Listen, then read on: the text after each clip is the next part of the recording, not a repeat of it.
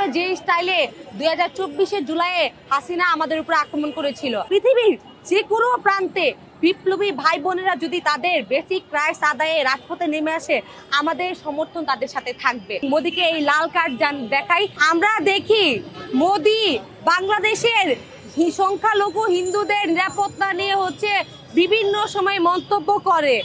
আজ যখন আমি দেখি ভারতে হিন্দু, মুসলিম, বৌদ্ধ, খ্রিস্টান সকলেই মোদির বিরুদ্ধে আন্দোলনে নেমে যায় এবং তারা দাবি করে তাদের বেসিক রাইটসগুলো মোদি সরকার ইস্যু করছে না, এবং সেখানে বিপ্লবী শিক্ষার্থীদের উপর যখন লাঠিচার্জ করে টিয়ার শেল দেওয়া হয় এবং কারেন্টের হিট দেওয়া হয়, তখন এই মোদির প্রতি উত্তর কি থাকে?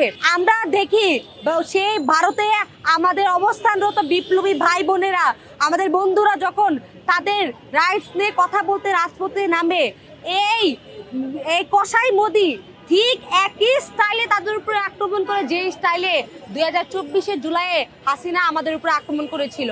আমাদের বুঝতে আর বাকি থাকে না এই স্ক্রিপ্ট কোথা থেকে এসেছিল। যেহেতু আমাদের ভারতে আন্দোলনরত ভাইয়েরা জুলাইয়ে আমাদের উপর যখন গুলি বর্ষিত হয়, তখন তারা আমাদের সাথে একতা প্রকাশ করেছিল। 22শে জুলাই আমরা দেখেছি কলকাতায় কিভাবে আমাদের পক্ষ হয়ে তারা উনি হাসিনার বিরুদ্ধে স্লোগান দেয়। তাই এখন যখন তাদের দেশের স্বৈরাচাররা তাদের উপরে আক্রমণ করে, আমরা তাদের সাথে একাত্মতা প্রকাশ করি এবং পৃথিবীর যে কোনো প্রান্তে বিপ্লবী ভাই বোনেরা যদি তাদের বেসিক রাইটস আদায়ে রাজপথে নেমে আসে, আমাদের সমর্থন তাদের সাথে থাকবে। এবং তারা কতটা শৃঙ্খলভাবে আন্দোলনরত ছিল যে তারা তাদের ফার্স্ট জেনারেশনের যেসব নেতারা ছিল, মহাত্মা গান্ধী সহ যেই নেতাদের প্রথম প্রদর্শনী তারা এতদিন চলে এসেছিল, তাদের কসপ্লে করেছিল, তারা জেন জেড সেটা প্রকাশ করতে তাদের আন্দোলনে স্পাইডারম্যান, সুপারম্যান, ব্যাটম্যান এই ধরনের এদেরকে এনেছিল। তাও তাদের উপরে কেন লাঠিচার্জ করা হলো? সেখানে তো তারা কোনো অন্যায় কথা বলেনি, তাদের উপরে লাঠিচার্জ করা হলো, সেখান থেকে মানুষদেরকে অন্বেষণ থেকে গ্রেফতার করা হলো এবং প্রতিনিয়ত তাদেরকে প্রেশার দেওয়া হচ্ছে। আমরা দেখি শিক্ষার্থীরা হেঁটে যায়, তাদেরকে মারা হয়। একই স্টাইল জুলাইয়ে আমাদের সাথে হয়েছিল।